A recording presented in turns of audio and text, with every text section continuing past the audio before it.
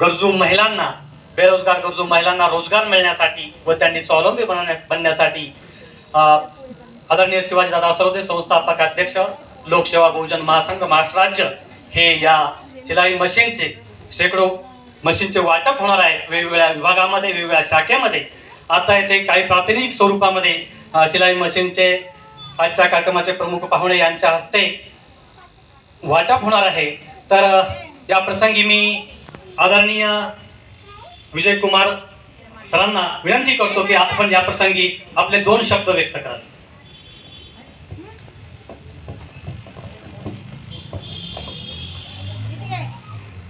आज प्रथम 14 एप्रिलच्या निमित्तानं प्रथम महामानवास अभिवादन करतो आणि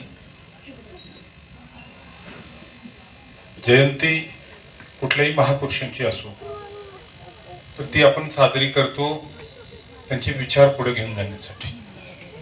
आणि विचार पुढे घेऊन जाण्यासाठी ही जी तुम्ही निवडलेली पद्धत आहे ही शाश्वत पद्धत आहे आणि अतिशय चांगली पद्धत आहे.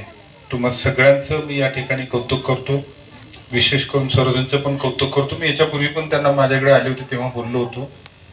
तर हा स्तुत्य उपक्रम आहे.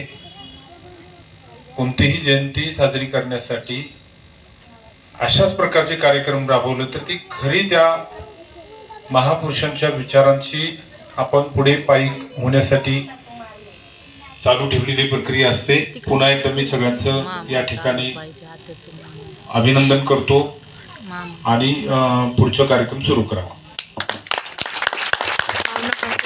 सरांनी प्रभावीपणे आपले विचार मांडलेले आहेत. पुन्हा एकदा सरांसाठी जोरदार टाळ्या.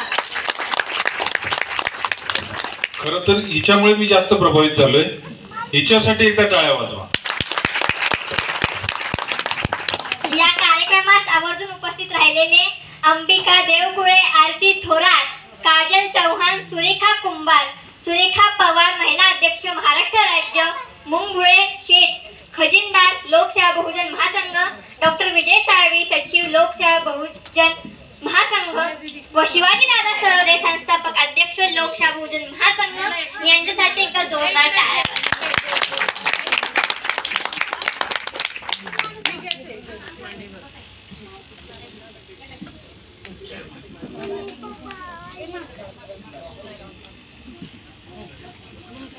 माझा हात कापायला लागला.